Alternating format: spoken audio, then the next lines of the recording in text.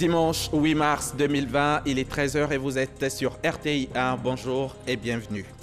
La journée internationale des femmes est célébrée ce dimanche. C'est une journée internationale mettant en avant la lutte pour les droits des femmes et notamment pour la réduction des inégalités par rapport aux hommes. La cérémonie officielle a eu lieu hier à Anyama en présence de la première dame, Dominique Ouattara. Le top départ de la 11e édition du Massa a été donné hier par le vice-président de la République.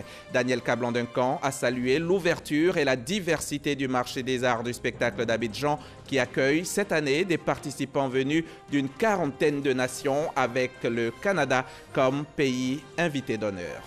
Une situation inédite en Europe, des mesures draconiennes sans précédent prises dans le pays d'Europe le plus durement touché par le coronavirus. Le gouvernement italien ordonne la mise en quarantaine d'un quart de la population vivant dans le nord et la fermeture dans tout le pays des cinémas, théâtres, discothèques et musées pour endiguer l'épidémie.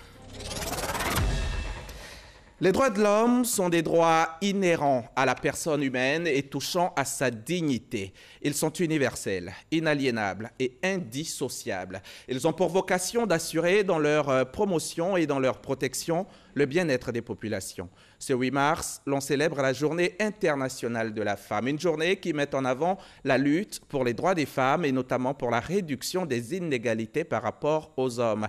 Les droits des femmes sont-ils respectés en Côte d'Ivoire? Quelles sont les avancées de la femme en matière des droits de l'homme? Qui mieux que la secrétaire d'État chargée des droits de l'homme peut répondre à ces questions? Aimé Zebeyou est avec nous. Avec elle, on va échanger dans le cadre du magazine du dimanche qui aura lieu aujourd'hui, non pas dans une demi-heure, mais exceptionnellement dans un peu moins de 20 minutes. Bonjour Madame la secrétaire d'État. Bonjour Monsieur Hamza. Bienvenue sur notre plateau. Merci. Je vous retrouve tout à l'heure. Merci. À tout à l'heure. La cérémonie officielle de cette édition 2020, justement, de la Journée internationale de la femme a eu lieu hier dans la commune d'Anyama, à une dizaine de kilomètres d'Abidjan. La première dame de Côte d'Ivoire en a assuré la présidence et à cette occasion, Dominique Ouattara a fait d'importants dons aux femmes tout en les invitant à davantage cultiver la paix et la cohésion sociale. Alexis Ouedraogo depuis Anyama. Ce samedi à Anyama, les femmes ont célébré la journée qui honore leurs droits. À leur côté, la première dame de Côte d'Ivoire, Dominique Ouattara. Dès son arrivée, petite visite de stand pour découvrir ce que les femmes en Côte d'Ivoire font de meilleur. Tour d'honneur et accueil chaleureux.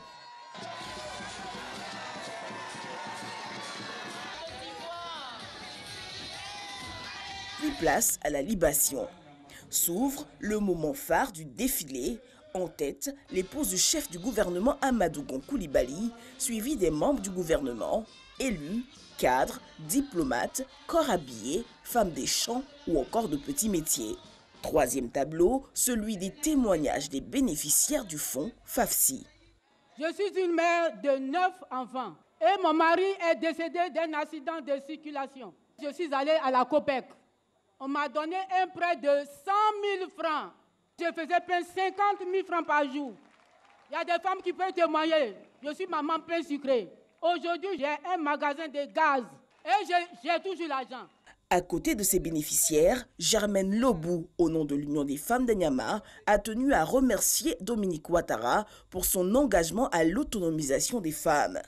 À sa suite, Philippe Poisson, coordonnateur résident du système des Nations Unies, n'a pas manqué d'insister sur la nécessité aujourd'hui de renforcer l'éducation des filles. La promotion des femmes et l'égalité femmes-hommes sont des conditions essentielles au progrès mondial. Nous ne pouvons pas construire l'avenir que nous voulons et atteindre les objectifs de développement durable sans la pleine participation des femmes. Invitée au pupitre, la ministre Lira Mata a présenté le tableau de la situation des femmes dans le pays et les dispositions du gouvernement. Le gouvernement a engagé plusieurs actions en vue de promouvoir les droits de la femme. Nous pouvons citer entre autres la Constitution du 8 novembre qui assure la protection des femmes contre toutes les formes de violence, renforce leurs droits politiques et promeut la parité dans l'accès aux responsabilités dans les administrations publiques et privées. La première dame a fait de nombreux dons aux femmes de chaque secteur, agricultrices, commerçantes, couturières, coiffeuses, mais aussi pour les cantines scolaires, écoles maternelles, IFEF, centres de santé et centres pour handicapés. Coût global, 150 millions de francs CFA auxquels s'ajoutent des dons en espèces de 10 500 000 francs CFA. Quand elle prend place au pupitre, Dominique Ouattara salue le thème choisi pour cette édition. La première dame relève les importants programmes d'autonomisation mis en œuvre par le gouvernement pour soutenir les femmes. Je me réjouis que dans notre pays, le gouvernement mette un accent particulier sur la promotion des droits des femmes à travers plusieurs mesures visant à valoriser et à renforcer le statut des femmes. Cependant, force est de constater que toutes ces lois ne sont pas encore totalement appliquées et demandent de la part des femmes de continuer à se mobiliser pour leur application totale. Le FAFSI, outil accompagnant cette vision d'autonomisation des femmes, devrait passer à 300 millions de francs CFA en plus pour la commune d'Anyama. J'ai initié le fonds d'appui aux femmes de Côte d'Ivoire que vous connaissez toutes. Et c'est le lieu de remercier mon chéri, le président Alassane Ouattara, le premier avocat des femmes, pour la confiance et le soutien qu'il nous accorde. Je vous demande de l'applaudir très fort.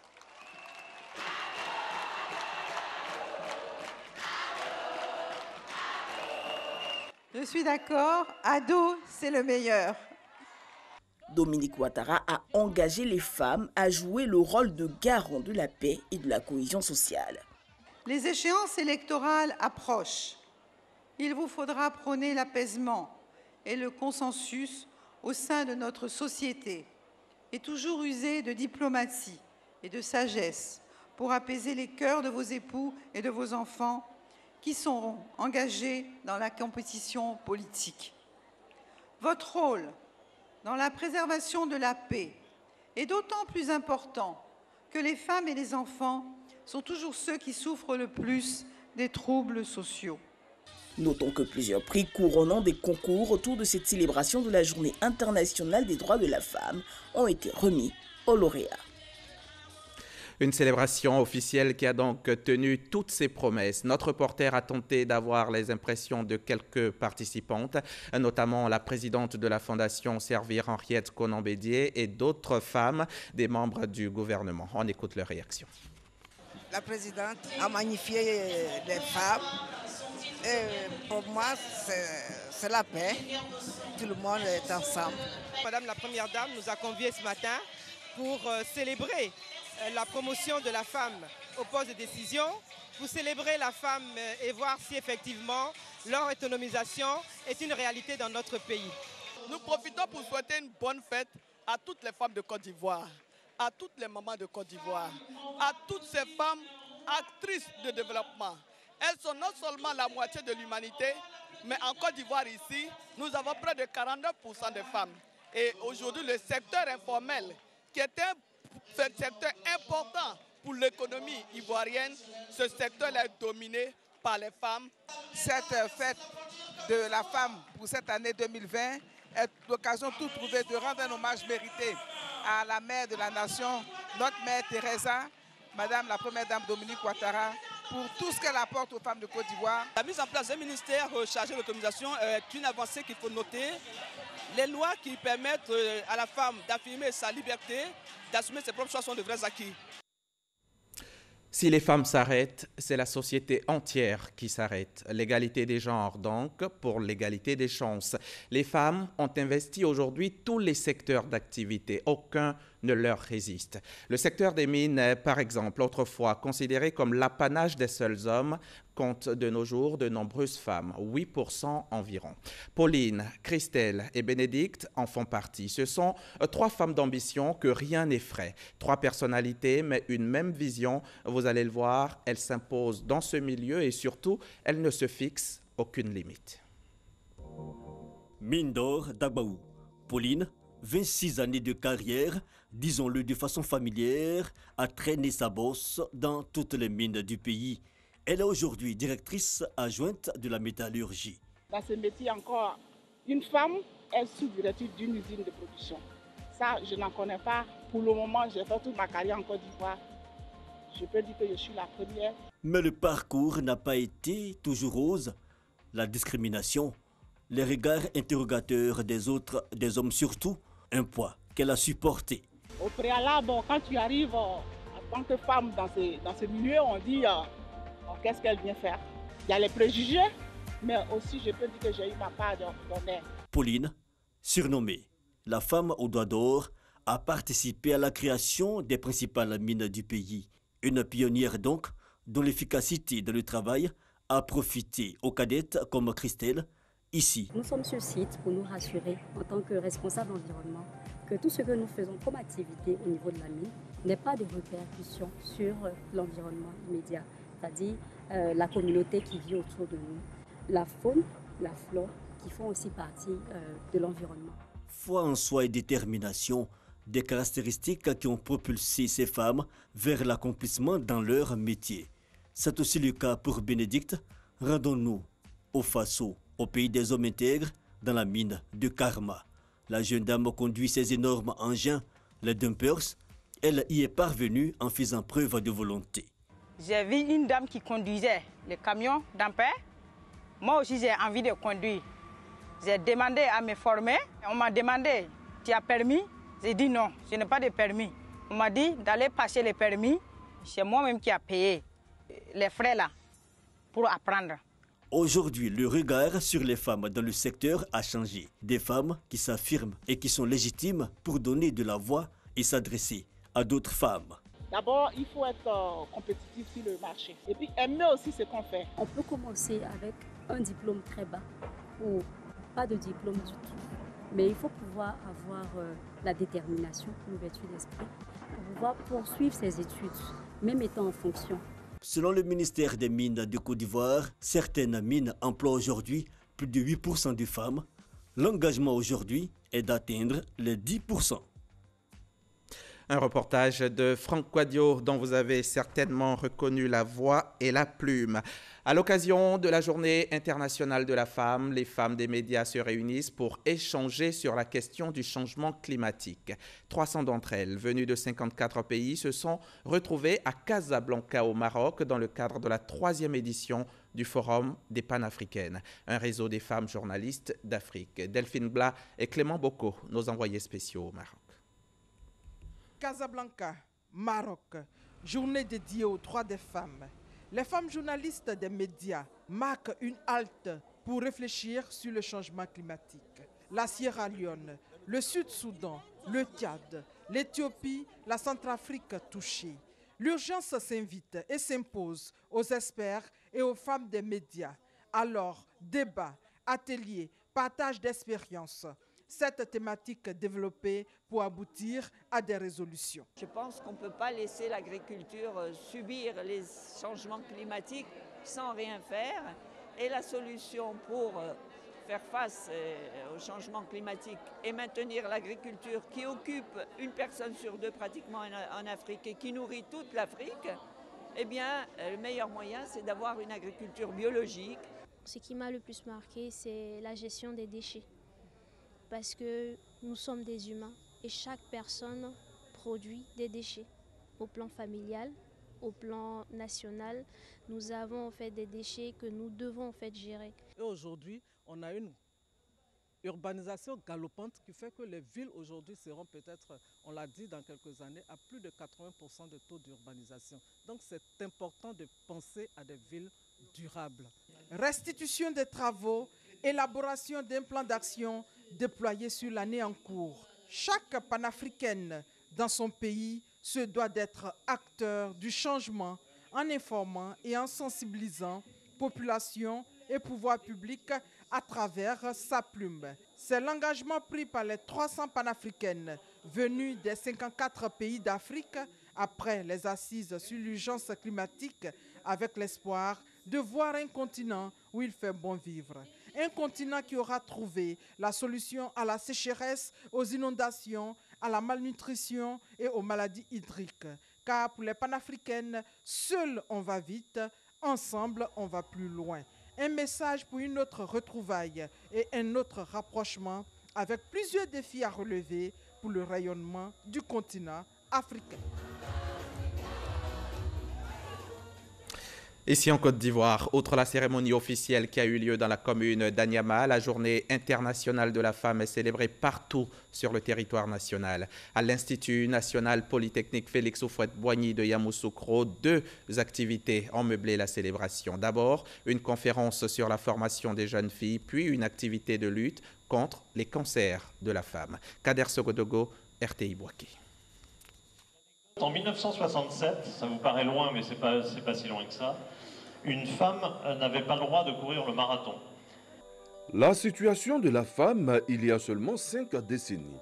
À l'occasion de la Journée internationale des droits des femmes, l'Institut national polytechnique Félix Houphouët-Boigny, INPHB, de Yamoussoukro, initie 2 conférences. La première est relative à la formation des jeunes filles dans les grandes écoles en vue de leur épanouissement. Elles sont venues des lycées et grandes écoles de la capitale politique pour écouter le message formulé à leur intention. Il faut parler des valeurs, il faut parler de l'éthique, il faut parler de la qualité, il faut parler de tout un tas de choses qui vont leur permettre d'être plus compétitives dans le monde du travail. La santé de la femme, avec notamment la lutte contre les cancers, était également au centre de la célébration à l'INPHB. Les femmes doivent se pencher sur leur santé. Et tout homme d'ailleurs, on ne peut être un acteur fiable de la société que lorsqu'on est en bonne santé. La communauté INPHB continuera ses efforts pour l'essor de la femme. Faire en sorte que nos effectifs féminins passent de 25% à un peu plus de 30% au niveau des élèves et faire en sorte aussi que les dames qui sont dans l'administration puissent progresser et avoir des postes de responsabilité. Le 8 mars de chaque année est dédié aux droits des femmes dans le monde. Une occasion pour mettre en relief leurs conditions de travail et de vie. Et la journée internationale de la femme, c'est aussi la pratique du sport. C'est en tout cas ce que conseille la Fédération de randonnée pédestre et du bien-être pour tous. Hier samedi, l'instance a mis en pratique ce conseil en organisant le Hiking Women 2020 avec la Chine comme pays invité. Le ministre des Sports, Claude Danhopolin, était également aux côtés des femmes pour cette 2e édition. Le témoignage de nos confrères de RTI Sport. Mais pas pour soutenir la Chine contre le coronavirus est le thème de la 2e édition de l'Hiking Women, une marche dédiée aux femmes. Après une séance de fitness, le ministre des Sports Danhopolin, son hôte, l'ambassadeur de Chine en Côte d'Ivoire, son Excellence Wan Li, les randonneurs des ligues d'Atekoubé, de Yopougon, de Komassi, de Dabou, de Port-Boué, les scouts, les différents corps d'armée et les férus de la marche sportive ont arpenté les rues du plateau dans la discipline et la convivialité. Partis de la Sorbonne du plateau, ils sont passés par le stade Félix Houphouët-Boigny, les finances, la MATCA, le cercle du rail, la mairie du plateau, la déco et sont revenus au point de départ où ils ont terminé par des étirements. Les femmes, cible essentielle de cette marche, ont pris du plaisir. Cette activité, faut-il le rappeler, est à sa 2e édition. La marche est par essence le sport le plus complet et le plus équilibré qui puisse exister. Au plateau, 5000 marcheurs l'ont compris et n'ont pas boudé leur plaisir en prenant part à cette activité sportive. On va au magazine du dimanche et naturellement, le sujet du jour, c'est la femme, les droits de la femme. Pour en parler, nous recevons aujourd'hui la secrétaire d'État chargée des droits de l'homme, Madame Aimée Zebeyou, qui nous a encore rejoint en plateau. Madame la secrétaire d'État, on va suivre ensemble ce reportage que nous proposent Serge Pacom Didi et Sephora Zegui Peignéné. Ensuite, on reviendra pour que vous nous disiez tout sur les droits des femmes en Côte d'Ivoire. Issu de l'histoire des luttes féministes européennes et africaines, c'est en 1977 que les Nations Unies invitent tous les pays du monde entier à célébrer une journée des droits de la femme. Bien plus qu'une simple journée de célébration de la femme, cette journée, devenue une tradition, est une occasion pour réfléchir sur les conditions de la femme dans le monde. Ces femmes ivoiriennes, actrices incontestées du développement, s'interrogent sur l'avancée de leurs droits. Je pense qu'il y a beaucoup d'efforts qui peuvent être faits pour les femmes en Côte d'Ivoire, parce que dans certains domaines, c'est un peu plus difficile pour nous que pour les hommes. En Afrique, femme n'est pas respectée quand on dit lundi. Souvent, on dit femme, quand tu parles, on dit femme, femme même, dit quoi même? Est-ce que la parole de femme même là, c'est quoi? Donc c'est ça, on ne veut pas. On veut que nous, les femmes, là, si on parle, on a qu'à respecter. On va dire que ça, c'est parole des femmes. Jacqueline Loès-Hoble, ancienne ministre de la Justice et actuellement membre du Conseil constitutionnel, se prononce sur les progrès réalisés. Nous avons beaucoup obtenu, aussi bien au plan national, africain qu'international, mais il reste encore beaucoup de choses à faire. Le problème de l'accès à la tête, le problème, n'est-ce pas, des conflits armés, avec les conséquences sur les femmes. Le fait pour les femmes de ne pas être toujours scolarisées, ça crée des problèmes. Malgré les efforts consentis par le gouvernement ivoirien par le truchement du ministère de la Femme, de la Famille et de l'Enfant, la question des droits de la femme, des défis institutionnels, économiques, culturels en matière d'égalité des chances, de l'équité et du genre reste encore à relever. Tout d'abord, Madame la secrétaire d'État, qu'est-ce qu'on entend par droits de l'homme? Les droits de l'homme, vous-même vous l'avez tout à l'heure relevé, les droits de l'homme sont des droits qui sont inhérents à la personne humaine et qui touchent à sa dignité. Ce sont des droits, le respect d'abord de la dignité, comme on l'a dit, et l'égalité pour tous. Et ça a un caractère, vous l'avez souligné, universel, parce que ça concerne tous les êtres humains, sans considération aucune de distinction, quelle que soit leur origine, leur race, leur localisation ou leur appartenance à une religion ou à une distinction quelconque. Et il y a aussi le caractère, comme on a dit, c'est universel. Oui. Ça, ensuite, c'est inaliénable parce que c'est inhérent du seul fait que vous êtes un être humain, de votre condition humaine. Et puis, c'est indissociable. C'est indissociable en ce que le caractère indissociable vient du fait que ça couvre tous les domaines de la vie. Donc, il y a une complémentarité, une indivisibilité. Alors, droits de l'homme, droits humains, c'est quoi la nuance? En fait, droits de l'homme, on considère que quand on parle de droits de l'homme, ça a un peu un caractère discriminatoire. Mais les droits de l'homme, au départ, c'était le droit de l'homme avec un H. Aujourd'hui, un grand H. Tout le monde. Tout le monde, l'homme et la femme. Mais aujourd'hui, on passe plus de droits humains parce qu'on considère qu'il faut tenir compte de la spécificité de chaque droit à l'égard de chaque individu. Par exemple, la femme, les jeunes, les enfants, les personnes handicapées, ainsi de suite.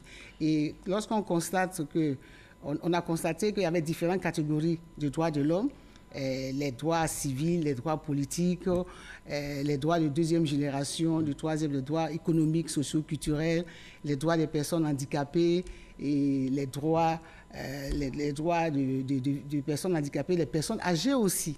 Voilà, c'est ça. Et aujourd'hui, 8 mars, on célèbre la Journée internationale des droits de la femme.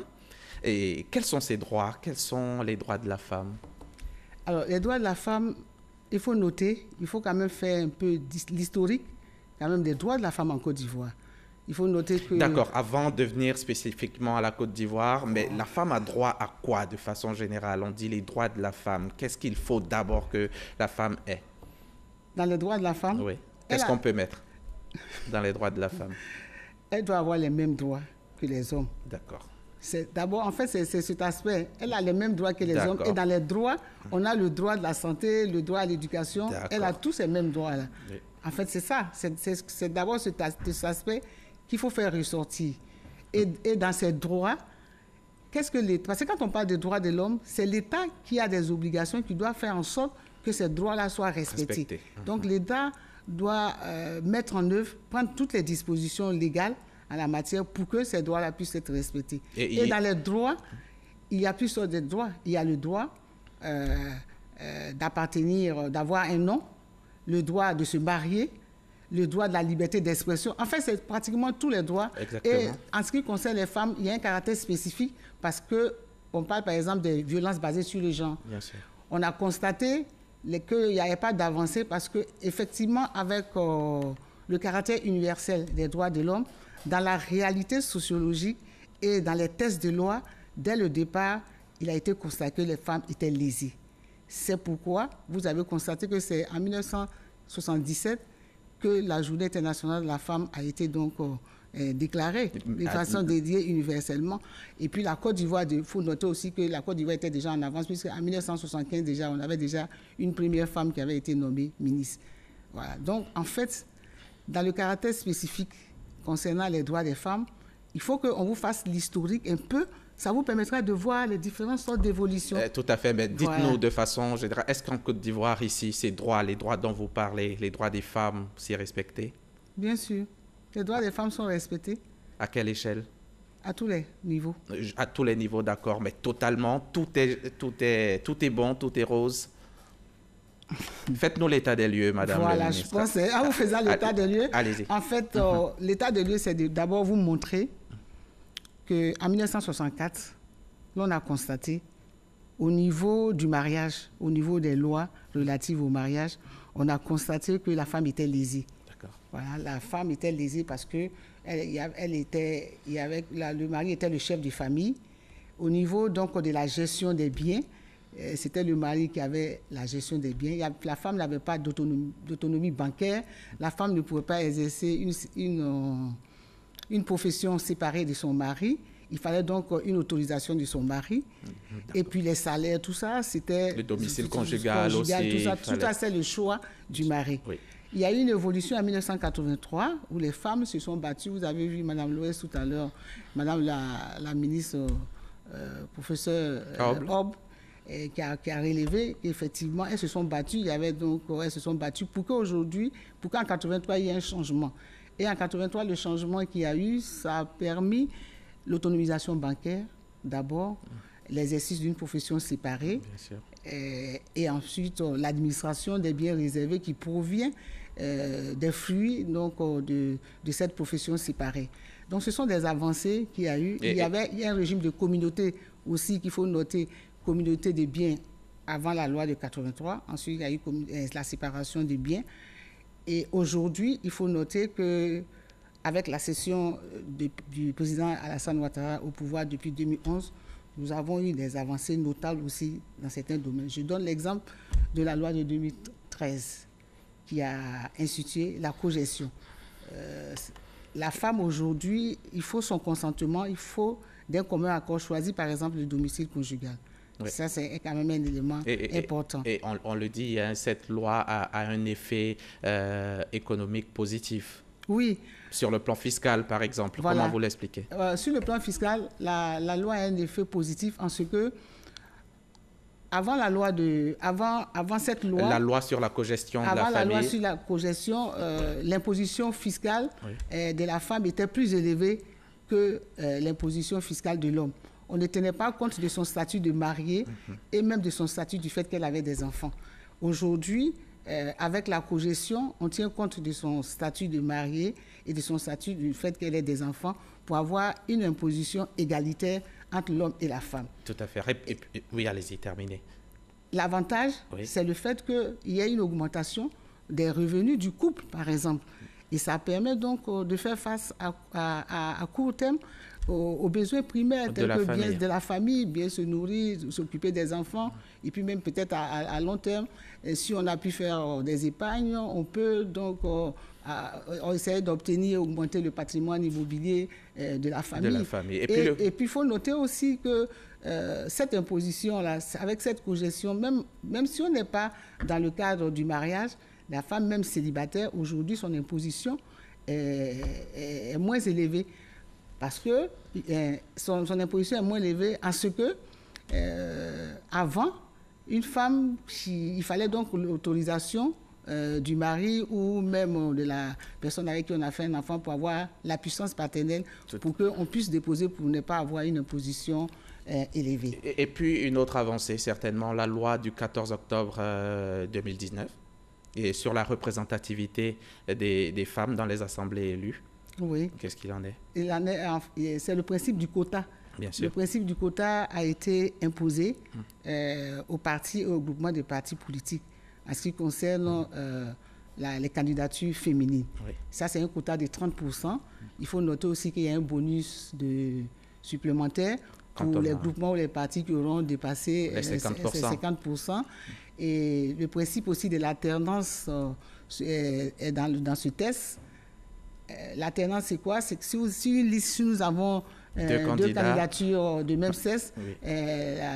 La troisième candidature doit être de sexe opposé. D'accord. Et puis, il y a aussi des modifications qui ont été apportées au Code du travail, toujours en faveur de la femme. Voilà, en faveur de la femme. Les droits des femmes ont été renforcés au niveau des congés de maternité, au niveau même de la rupture du contrat de travail. C'est-à-dire qu'une femme qui est enceinte, on ne peut pas demander son licenciement, pas la licencier, sauf faute lourde. Et puis, ces congés sont beaucoup plus renforcés, plus protégés. Et dans le code aussi, le principe de l'harcèlement sexuel aussi, c'est aussi interdit. Donc, il y a quand même des avancées au niveau du code du travail. Et au niveau de l'éducation? Au niveau de l'éducation, il y a énormément d'avancées, puisque aujourd'hui, l'école est obligatoire. De 6 à 16 ans, pour tout le monde, garçons et filles. Et on a constaté les résultats sur le plan scolaire qu'aujourd'hui, les filles ont de bons résultats. La ministre de l'Éducation nationale avait fait le point, montrant qu'aujourd'hui, nous avons beaucoup plus de filles qui ont de bons résultats scolaires. Et aussi, la grossesse en milieu scolaire n'est plus considérée comme un handicap. Voilà, la grossesse en milieu scolaire n'est pas considérée comme un handicap. C'est quand même un élément positif. Un élément positif. Vous êtes en grossesse, vous pouvez aller à l'école, vous pouvez terminer, vous pouvez accoucher, vous pouvez revenir. Ce n'est pas un handicap. Ça favorise donc l'éducation, n'est-ce pas, des filles jusqu'à ce qu'elles puissent obtenir son circuit bien sûr. Scolaire. Il y a aussi une amélioration dans la loi de la succession. Oui. Le conjoint survivant ou la conjointe survivante viennent au même titre que les enfants dans la succession d'un quart. Et les pensions y sont comprises aussi. Oui, bien sûr, puisque les pensions de réversion, c'est des deux côtés. Bien sûr. Parce que n'oublions pas que nous sommes en droit de l'homme, et en droit de l'homme, c'est le principe de l'égalité. Oui. La loi sur le foncier rural, est-elle aussi favorable à la femme? Oui, la loi est favorable à la femme parce que dans les textes de loi, il n'a jamais été dit que la femme n'avait pas droit à la terre. D'accord. Il y a des sensibilisations sont faites en la matière. Il y a beaucoup de sensibilisations en la matière pour permettre à nos préjugés, à nos coutumes qui interdisent par exemple dans certaines régions que la femme n'ait pas droit à la terre pour qu'elle puisse accéder à la terre. Et l'État de Côte d'Ivoire a pris toutes les mesures en la matière. Et nous avons constaté, il y a eu des statistiques qui ont été montrées où des femmes ont obtenu des certificats fonciers dans certaines régions. Voilà. Vous l'évoquiez tout à l'heure, les violences basées sur le genre. Est-ce que les femmes en Côte d'Ivoire sont suffisamment protégées contre les violences basées sur le genre? Sur le plan viol conjugal, par exemple, et tout. Bon, le viol conjugal, il faut noter qu'avec la nouvelle loi dans le code pénal, le viol conjugal est aujourd'hui réprimé. Parce que le viol, il existait depuis longtemps comme un crime. C'est une infraction criminelle. Mais le viol conjugal n'était pas réprimé. Il est aujourd'hui pris en compte dans le nouveau code pénal. Et en ce qui concerne, tout ce qui concerne les violences basées sur le genre, il faut noter que la Côte d'Ivoire a ratifié la Convention sur l'élimination de toutes les formes de discrimination à l'égard des femmes. Et c'était en 1995. Et dès 1998, nous avons eu la loi sur les mutilations génitales. La loi qui réprime ces mutilations génitales. En ce qui concerne les mutilations génitales, vous savez, il y a dans tout ce qui concerne les violences et les mutilations génitales, nous avons les mariages forcés, les mariages précoces, mais la loi même spécifique sur les mutilations génitales réprime aussi bien l'auteur, les complices et même les professionnels sur le plan médical aussi sont réprimés et les complices. Mais en fait, il y a eu donc beaucoup de sensibilisation. Et pourtant, ces bourreaux-là continuent de courir, Madame la secrétaire d'État. Oui, effectivement, ils continuent de courir. Il y a eu des sanctions. La première sanction, la loi, c'était en 1998. Il y a eu la première sanction en 2012. Il y a aussi aujourd'hui des sanctions, mais il faut noter qu'il y a beaucoup plus de sensibilisation qui sont faites. Les textes de loi sont là. On les applique. Il suffit seulement de dénoncer. Le problème qui se pose en matière de viol, même sur les réseaux sociaux, on parle de viol. Et aujourd'hui même, on a constaté que sur les réseaux sociaux, il y a des filles qui dénoncent le fait que lorsqu'elles étaient petites, elles ont été victimes de viols. Alors, c'est l'occasion d'interpeller les parents qui font des règlements à l'amiable, qui font des arrangements souvent lorsque leurs enfants sont victimes de viols.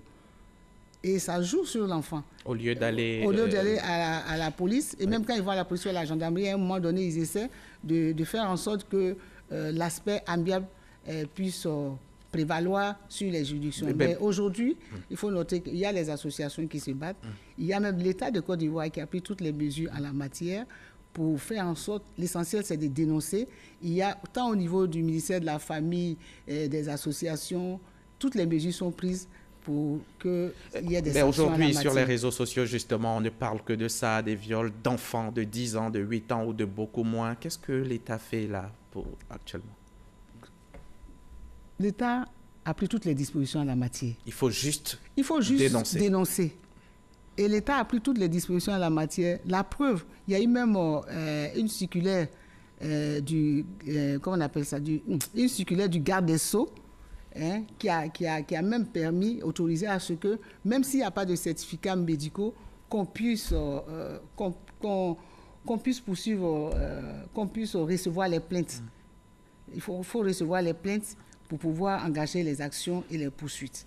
Ça, c'est déjà un élément important. En matière de viol, il y a aujourd'hui des dispositions qui sont prises. Nous avons le tribunal criminel, la chambre criminelle dans les dispositions du nouveau code de procédure pénale. Mais il faut porter l'accent sur la sensibilisation, la responsabilité des parents, de tout le monde pour pouvoir prendre en compte. Parce qu'il faut une implication de toutes les parties, et particulièrement des parents. Des parents. Et il y a aussi de nombreux fonds qui sont alloués aujourd'hui aux femmes de Côte d'Ivoire. On parle d'autonomisation. Est-ce que l'autonomisation, c'est un droit de la femme, qui fait partie des droits de la femme, ou alors c'est l'État qui prend sur lui d'essayer de rendre toutes les femmes de Côte d'Ivoire autonomes? L'autonomisation est un droit de la femme. Pour que la femme puisse être autonome, il faut que l'État prenne des dispositions. Si l'État n'a pas pris des dispositions, comment on peut parler d'autonomisation? On a tous besoin d'être autonomes. Il n'y a pas que les femmes, il y a les jeunes, il y a tout le monde. En fait, quand on parle, c'est parce qu'on a constaté depuis longtemps qu'elles sont lésées de ce côté-là. Les femmes ont toujours été lésées au départ. Ça, il faut le reconnaître, c'est un fait. Donc, il faut prendre des dispositions pour pouvoir amener toutes les parties à comprendre que pour la femme, il faut faire plus d'efforts, en fait. Oui. Et donc, il y a des fonds qui sont logés dans les différents ministères de la femme, et puis avec spécificité le secrétariat d'État qui a été mis en place. Mais il y a les fonds aussi au ministère de petites et moyennes entreprises. Il y a des fonds aussi pour des jeunes filles au ministère de la promotion et de l'emploi des jeunes. Et puis il y a le FAFSI qu'on connaît de la première dame. Un clin d'œil à la secrétaire d'État chargée de l'autonomisation, Belmonde Dogo, qui fait beaucoup aussi pour le monde rural. Il y a aussi au niveau de la santé. On parle de kit d'accouchement, on parle d'accouchement gratuit. Et pourtant, elles sont nombreuses, les femmes qui pensent que c'est un leurre. Ce n'est pas un leurre. Les droits de la santé font partie aussi des droits de l'homme. C'est ça qui fait ressortir le caractère transversal des droits de l'homme. Vous avez constaté que la gratuité du kit d'accouchement et des césariennes, même le président de la République l'a énoncé tout dernièrement dans son discours. Il faut tout simplement dénoncer, parce que ce n'est pas un leurre. Le problème, c'est la non-dénonciation qui pose problème. Il faut dénoncer. Lorsqu'on dénonce, les procédures vont suivre leur cours. Merci. Madame Aimée Zébéyou. Aimée Zébéyou, secrétaire d'État chargée des droits de l'homme. À l'occasion de la célébration de la Journée internationale des droits de la femme, vous êtes venue nous présenter l'état des lieux des droits de la femme en Côte d'Ivoire et on l'a vu, les avancées sont indéniables, même si les défis sont encore nombreux. Merci encore d'avoir répondu à notre invitation et très bonne célébration à vous. Mais vous allez rester avec nous encore une minute si vous le voulez bien. On va assister ensemble à l'ouverture du Massa. C'était hier, samedi, au Palais de la Culture de Treichville, en présence du vice-président Daniel Kablan-Duncan, qui a salué l'ouverture et la diversité de ce marché qui a aujourd'hui 27 ans. L'Afrique monde, c'est le thème de ce 11e marché des arts du spectacle d'Abidjan, et le Massa 2020, c'est 42 pays participants et surtout un pays invité d'honneur, le Canada. Hymnes nationaux de la Côte d'Ivoire et du Canada, pays invité d'honneur exécuté. Prestation de l'ensemble philharmonique de l'INSAC, Institut national supérieur des arts et de l'action culturelle, et chant de la chorale Sainte-Thérèse d'Abobo. Tout y était pour démarrer le Massa 11.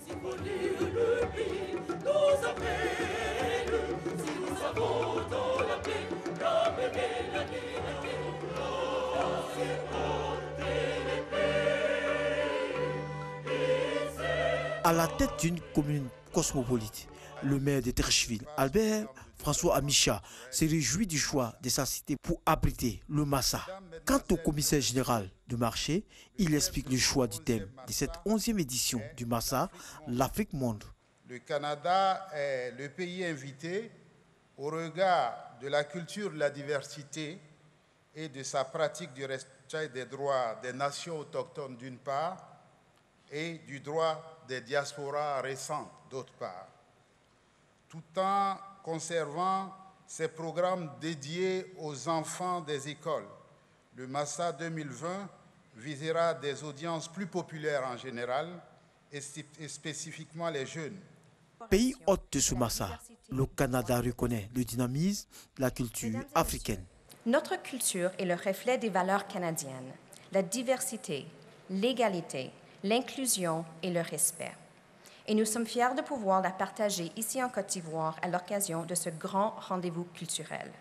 Le dialogue des cultures est l'essence du Massa, selon le ministre de la Culture et de la Francophonie, Maurice Kwaku Pandama. Courtisé par les artistes des autres continents, en raison de son succès planétaire, le marché s'est progressivement ouvert aux afro-descendants de la diaspora, aux Européens et aux Asiatiques, sans cesser d'être fortement panafricains. Tout en saluant son ouverture aux autres cultures, le vice-président Daniel Kablan-Duncan indique que le Massa est une activité rentable économiquement. Le Massa s'enracine dans l'histoire de notre pays. C'est une manifestation ouverte à l'image de la Côte d'Ivoire, terre de rencontre et terre de dialogue des cultures et des civilisations. L'une de ses ambitions affichées est d'œuvrer pour que les cultures et les arts d'Afrique puissent continuer de nourrir la créativité universelle. Le Massa n'est donc pas juste un festival local, mais un véritable marché de dimension internationale. Ainsi, l'un des acquis majeurs de cette manifestation est de favoriser la signature de contrats d'affaires entre diffuseurs et groupes artistiques. Car la culture n'est plus simplement une activité de divertissement. C'est aussi, je ne dirais pas surtout, mais autant une activité économique dont se nourrissent les industries culturelles. Au cours de ce Massa 11, favorisant le dialogue des cultures, un hommage sera rendu à la chorégraphe ivoirienne Rosemary Guiraud et celle du Burkina Faso, Irène Tassebendo. C'était un reportage de Issa Chonon Yeo, direction l'Assemblée nationale au Plateau.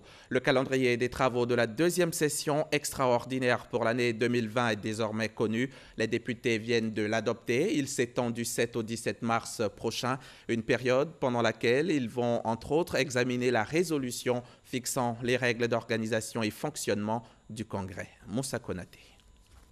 Ouvert ce samedi 7 mars, les travaux de la deuxième session extraordinaire de l'Assemblée nationale vont prendre fin le mardi 17 mars prochain. Le calendrier vient d'être adopté par les députés. Il prend en compte les réunions du Parlement en congrès. Les travaux de cette session extraordinaire commenceront avec la réunion du congrès prévue le lundi 9 mars à Yamoussoukro pour les délibérations sur la prise en considération du projet de loi portant révision constitutionnelle. Ces travaux seront précédés de l'adoption d'une résolution fixant les règles d'organisation et de fonctionnement du Congrès.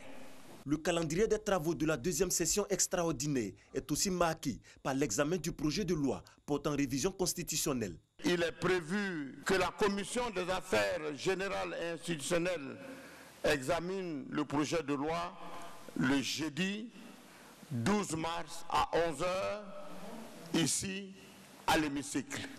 Et la séance plénière d'adoption du projet de loi se tiendra le lundi 16 mars à 10h. L'adoption définitive du projet de loi portant révision constitutionnelle se fera lors de la réunion du Congrès à Yamoussoukro le 17 mars 2020. 2000 ans à Venise, le nord de l'Italie mis en quarantaine avec 233 morts et près de 6000 contaminations. L'Italie continue de se battre contre le coronavirus. Pour faire face à l'épidémie, le gouvernement a décidé un renfort massif de son système de santé avec un décret du chef du gouvernement Giuseppe Conte plaçant plusieurs régions du Nord en quarantaine à partir de ce dimanche 8 mars. Une grande zone rouge élargie qui a pour objectif de contenir l'épidémie en limitant au maximum les déplacements, ce qui devrait couper du monde des millions d'Italiens. Cinémas, théâtres et musées sont fermés sur toute l'Italie. Enfin, au Vatican, le pape n'apparaît pas ce dimanche pour la prière de l'Angélus. Et ce dimanche, nous sommes le 8 mars. Je rappelle, avant de nous quitter, que la célébration internationale de la journée internationale de la femme, c'est aujourd'hui, dimanche 8 mars. Et en matière des droits de la femme, la secrétaire d'État, Aimé Zebeyou, nous le confiait avant de s'en aller. Il y a aussi la filiation, la filiation qui signifie que l'on peut aussi donner, la femme peut aussi donner son nom à son enfant.